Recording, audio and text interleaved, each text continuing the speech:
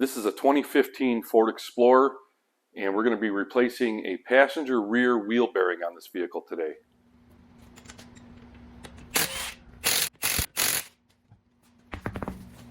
So before you take off the brake caliper, there's a small retaining screw right here that holds the rotor onto the wheel bearing flange. It's a T40, a Torx. We'll want to pull that off of there.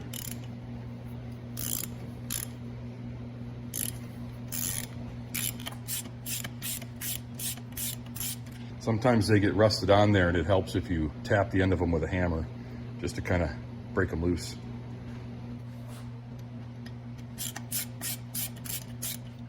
So we need to remove the brake caliper, but since we're not servicing the brakes, we don't need to actually remove the caliper bolts. These bolts here, there's one here and there's one up there, those remove the caliper from the bracket. We're just going to remove these two bolts right here. They're 15 millimeter, and that'll remove the whole bracket with the caliper assembly on it.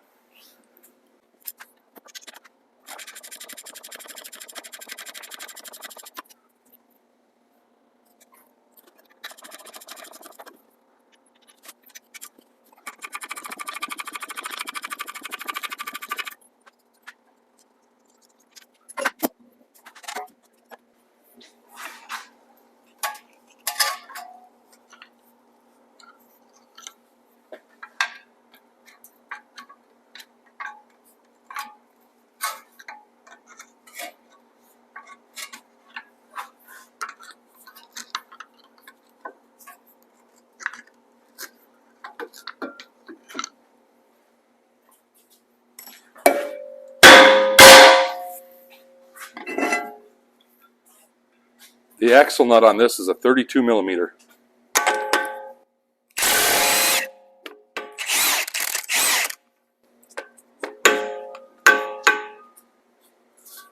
So there's three small little bolts, they're 8 millimeter at the head, that secure the splash shield to the aluminum knuckle. I'm going to pull those out.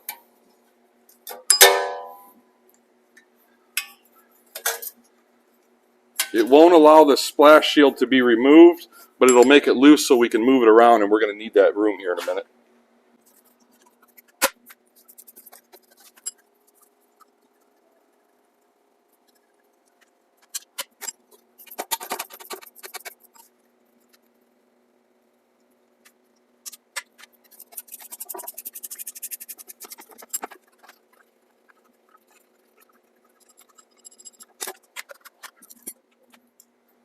The speed sensor is the next thing that needs to be removed, and I'm just having a look at it here, and as marred up as the plastic is right there, that's a good indication that somebody's already replaced this bearing once before. Hopefully everything comes apart. That would be nice.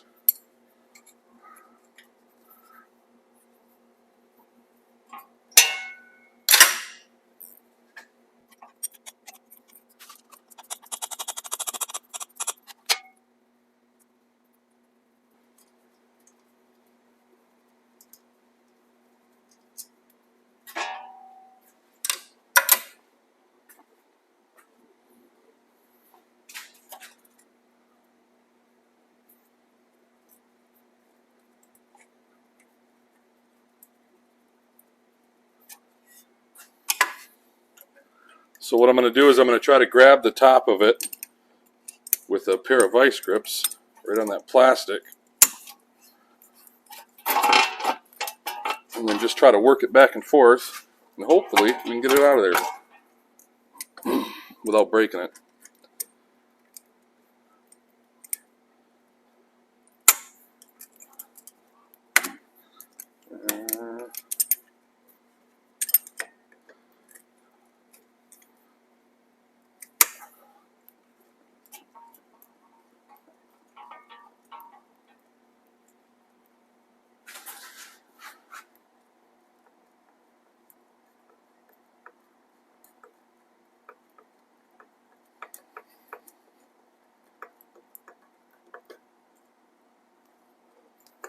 Well, that doesn't feel good.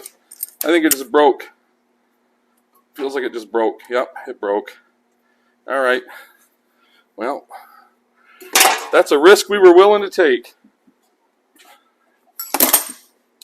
It's very common here. I'm in northern Michigan, and everything corrodes and rusts and oxidizes, and you know you're in for a bad day when you take on one of these. Come on, you're no good now. You're no good to me now. There. So now it doesn't matter if we break off the piece of plastic because we already broke it up here. If you guys are watching in an area where it doesn't snow and they don't salt the roads, yours probably would have wiggled right out of there. Where I'm at, usually end up drilling them out and installing a new one, which is what we're going to end up doing here. Next, we want to remove the 4 bolts that retain the hub assembly into the steering knuckle. There's 2 here, and then there's 1 over there that you can't see. The heads of them are 18 millimeter.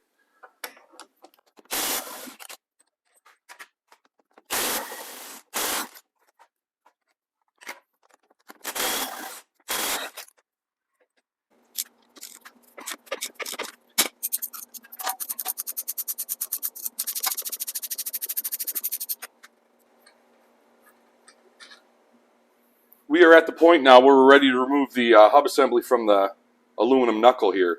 And if you're watching this video, it's probably because you got the same vehicle and you need to do the same job, and you know how difficult these bearings can be to remove. With that being said, I feel like this has been done once before, maybe, just because of the witness marks on the speed sensor. I mean, it's possible maybe somebody just changed the speed sensor. I don't know. But we're going to give it a shot. And there's a couple different ways to do it. And we're going to start out at the lower end here. And we're going to use a hub buster or hub shocker. And if you don't have one of these tools, even if you're just an at-home DIY person, I would definitely recommend going on Amazon and buying one of these. There's links in the video description below. This thing is just great for peeling these bearings out. I don't know that it'll work on this one, but if it doesn't, I do have a plan B. So let's give it a try. And if you're not familiar with the hub buster, it just bolts on to existing lug nuts. It comes with nuts, but they're garbage. I just save old lug nuts from, scrap vehicles or old jobs or whatever. I have a whole drawer full of them. If you use the vehicle's existing lug nuts, they're going to be all screwed up. But you can do it. But I always just hang on to old lug nuts just for this reason right here.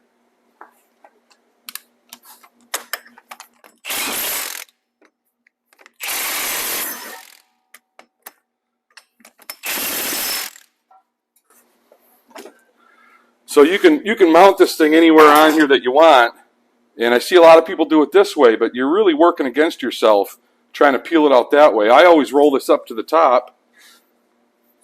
You have more leverage that way. Hit it here with the hammer, and it tends to peel that bearing out. So let's give it a shot and see if it works. I'm not confident that it's going to.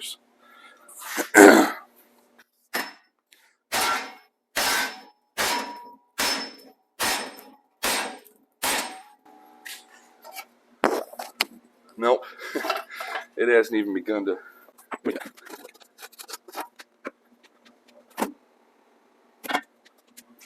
I just lowered it down because it gives me a better angle for the swing.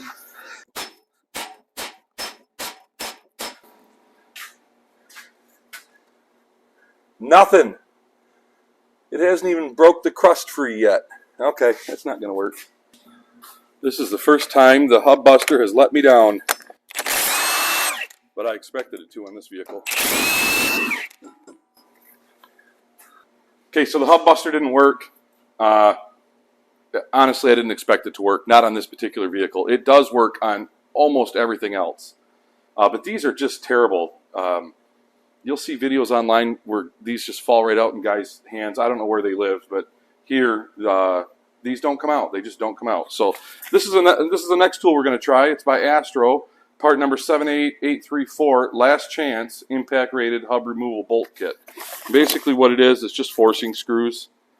So what we're going to do is we're going to knock out a couple of these wheel studs. We're going to put this forcing screw through there with the nut on the back side, and you'll see the end of the bolt. It's got a little ball bearing in there, and then it's got this little metal cup. And you put the cup against the steering knuckle and you run that bearing in there. But the issue that we're going to have is these big fat nuts that it comes with, they're not going to fit. There's a real tight tolerance between the bolt after it runs through this hole in the hub. So what I've done is I just went in my junk drawer, my toolbox, and I found a couple of nuts that fit, and I just ground the washers down so that it can sit tight in there, and I think that's going to work. We're going to give it a shot anyways.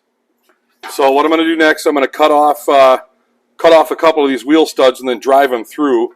I would just drive them through, but there's not quite enough room for the length of the stud to get out through the backside. So if you just cut them off with a cut-off wheel and drive them through, then they'll just fall out, hopefully.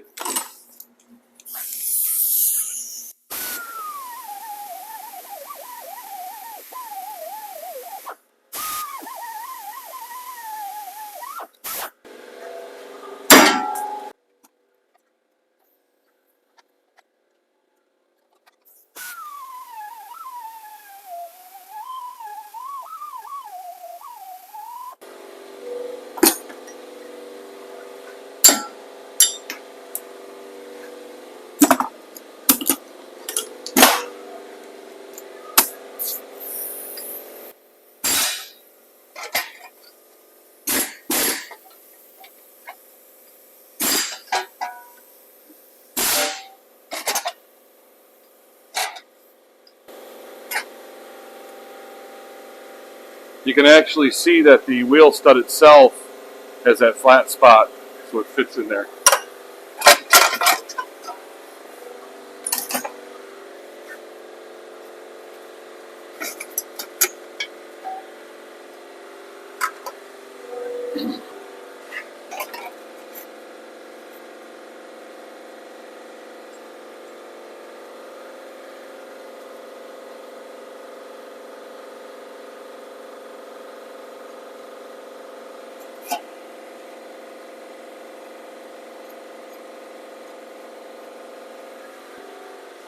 I don't know if there's going to be enough room to actually fit the little cup in there, but I put some grease in it. Let's see if we can get it in there.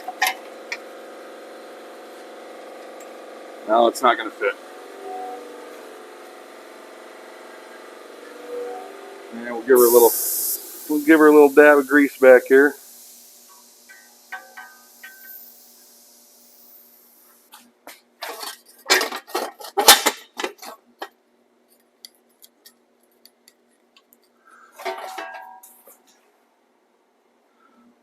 You always want to try to pick a couple of wheel studs that allow you to get through the backing plate here, since we can't remove the backing plate with the bearing in place.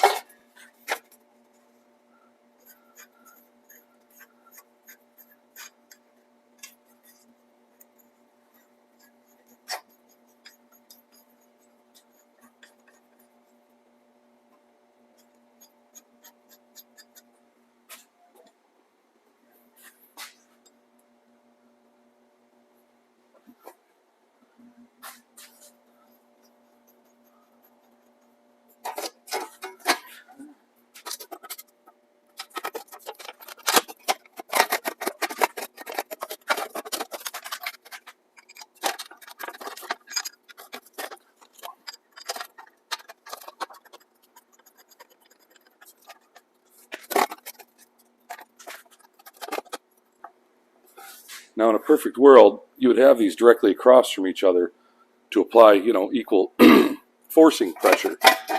But it's not a perfect world. In a perfect world, that bearing would have fell right out in my hand. All right, here we go.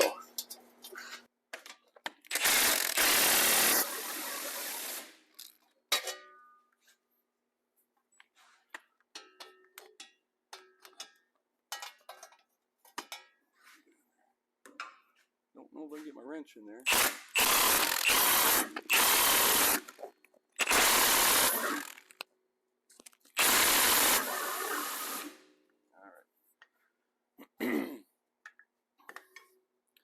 Now, I'm going to tell you guys right now, I did not discover these on my own. I owe all the thanks in the world to Eric O. from South Main Auto. I'm sure you guys know his channel. He's just a phenomenal mechanic, and he seems like a pretty cool dude, too. I don't know him, but I feel like we could be friends. But check this out. So what we're looking at is that gap right there. There was absolutely no gap. Now, here, I'll run the I'll run this screw in a little bit and you can see.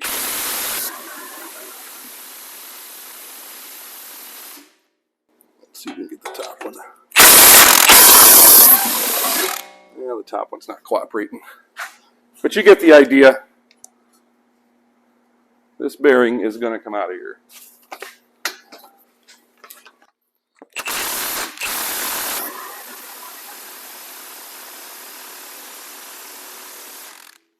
Our top one slipped off the flat spot, and now it's, as you can see, it's crooked.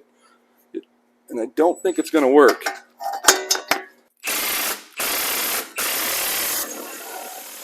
it's working.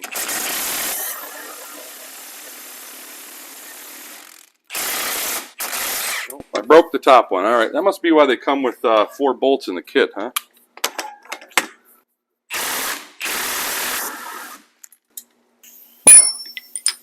So what we could do, well, we'll take this one out, but we could loosen this one up and turn it a little bit to find another area to hit on. But we have so much, we've made so much progress on this side that I feel like we might be able to just convince this thing to come out with the air hammer at this point. Get my broken bolt out of there.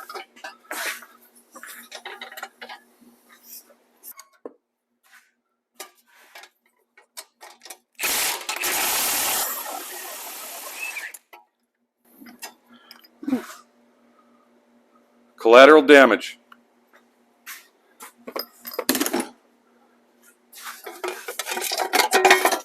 All right. Let's loosen this guy up.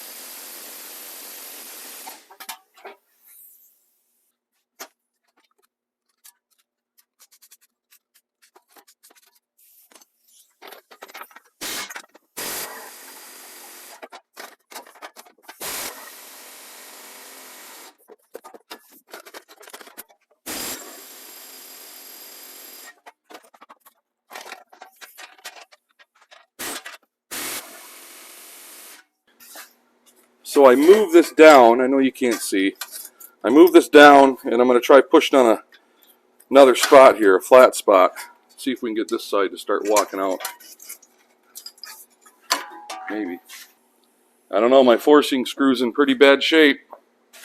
Kind of looks like this might be a one and done deal here.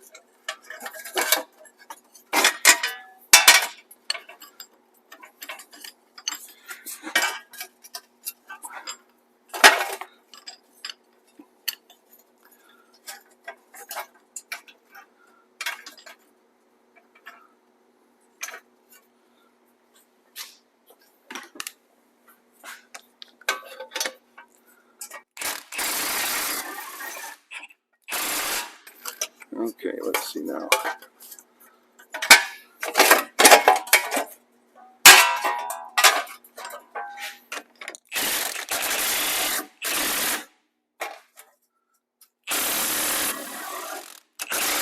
Nope, I stripped it out. Didn't work. That's disappointing.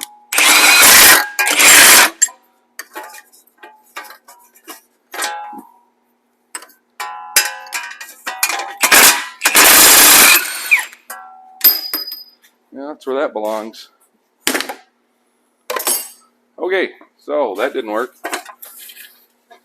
We got a gap there. We don't have a very big one. Let's put the hub buster back on and see if we can make any headway with that. Well, I'm going to try to hit it from this way since we've got, actually maybe if I hit it back, we've got such a big gap on this side and a very minuscule gap on that side. So I'm sure that those Astro bolts have their place. They have worked for me in the past on much easier wheel bearings, but pretty much any other easy wheel bearing, I'm not going to use them. I'm going to use a hub buster. I mean, it just, on some bearings, you whack this thing one time, man, and that bearing comes flying out of there.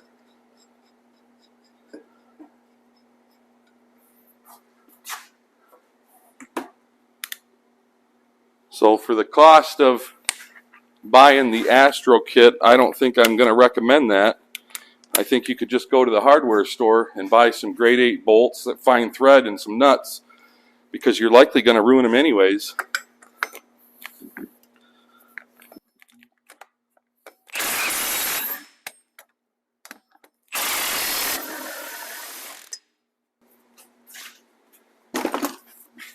At least if you're doing an Explorer wheel bearing.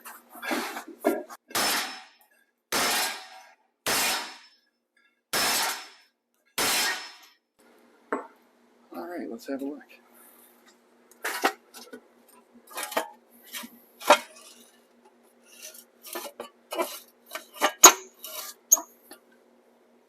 It doesn't appear to have moved at all.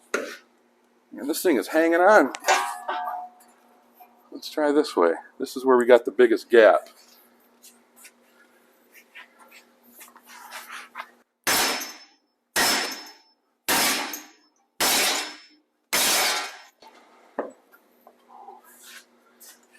Oh, she's moving. All right.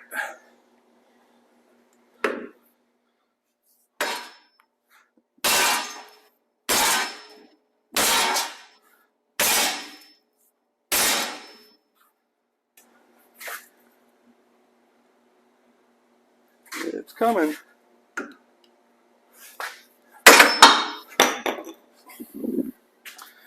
Well.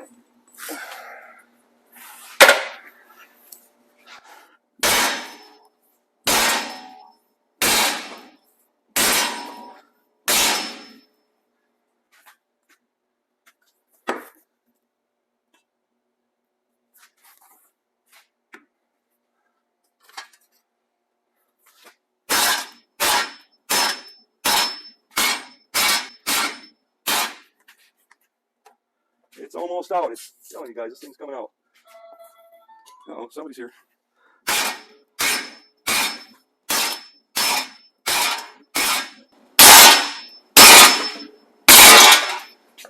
And she's out.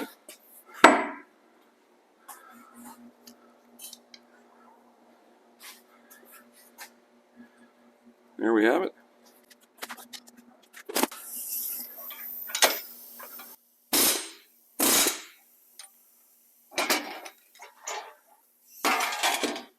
So if you look right here, this little tab sticking in, that's the speed sensor right there, well, the other half to it.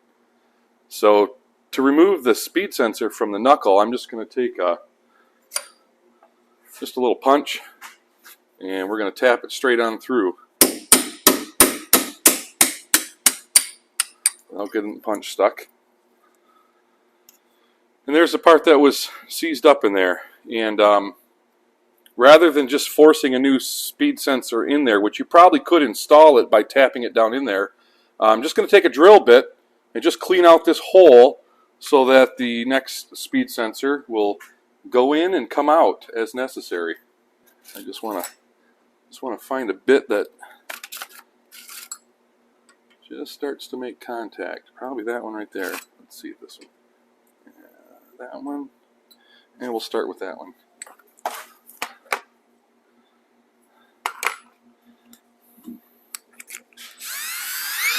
This is obviously a step you have to do when the bearing's not in place, because you couldn't do this if the bearing was in place.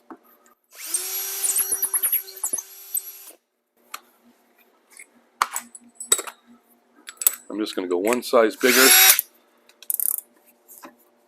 just to take all that corrosion out of there.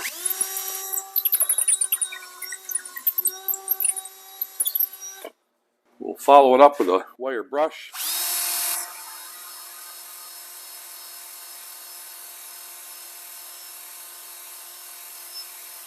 And now when we go to reassemble it, our speed sensor should slide right into place. Next, I'm going to want to clean all this out. You can see the areas of contact from the forcing screws. We don't have to really worry about this one or that one, but this one right here kind of distorted the hole a little bit for the splash shield bolt, so I'll run a tap through that to straighten that out. And then we'll clean all this out with a wire brush and we'll put it back together.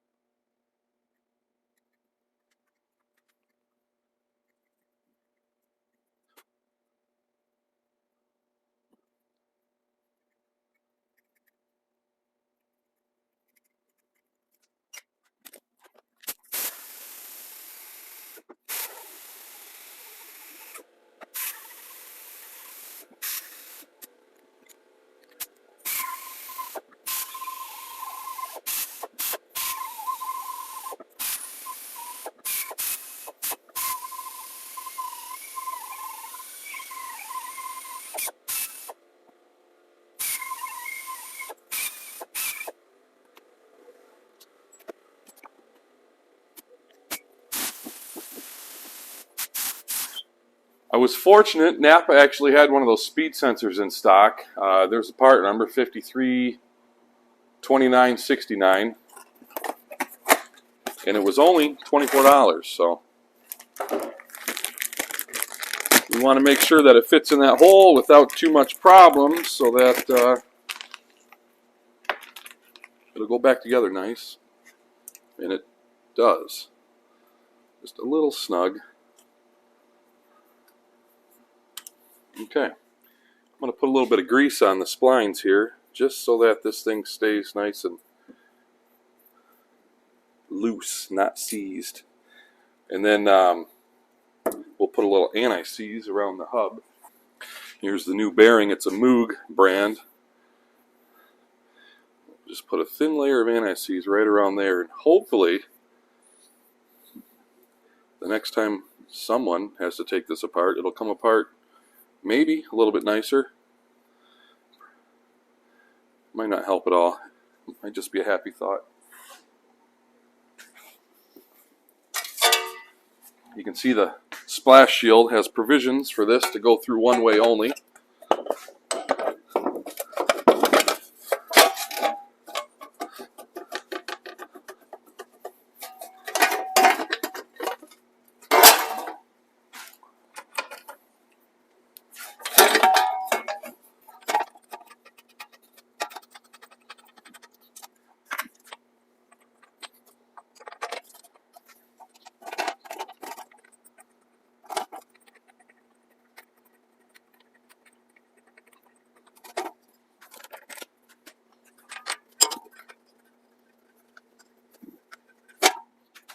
With the 4 retaining bolts in finger tight, we'll tighten them to factory spec.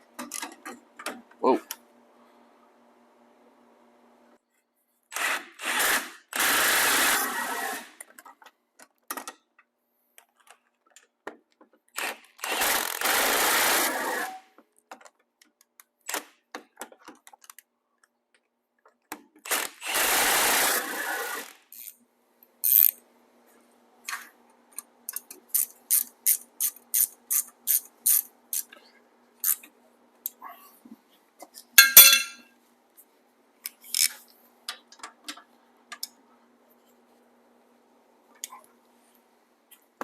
Okay, we'll put our 3 bolts back in the splash shield.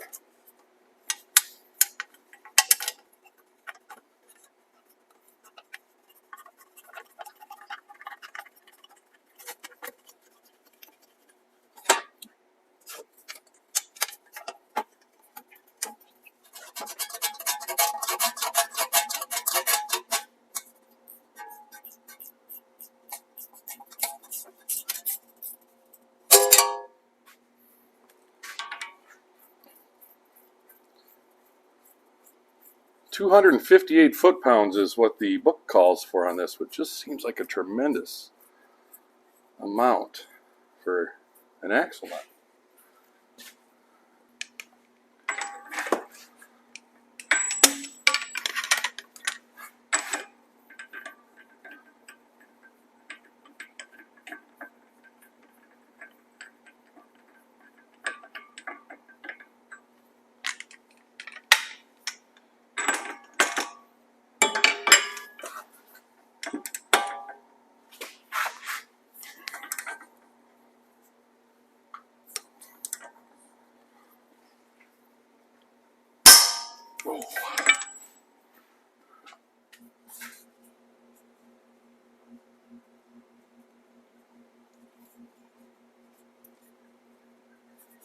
The new sensor sits right down in there nice. Hopefully it'll come back out nice.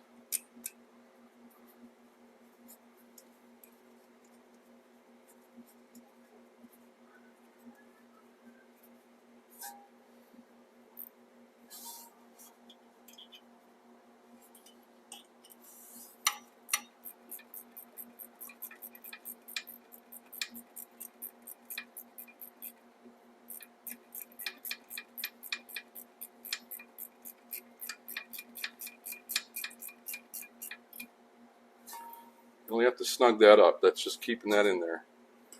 We'll put our wire in this little keeper here. So I went ahead and installed this wire, routed it back up into there, and plugged it in. I didn't feel that was necessary to film. I took this brake rotor and I removed the rust ridge around the edge just to make it so that we can slide our brakes back over.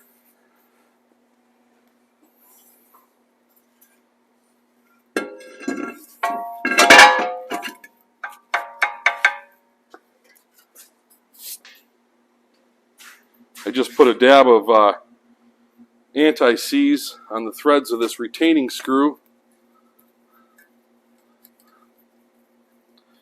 And I'll be honest, a lot of cars that come here, they don't even have that screw anymore, and I like that. But I'm filming, and if I didn't put that back in, I'd be getting yelled at in the comments. So.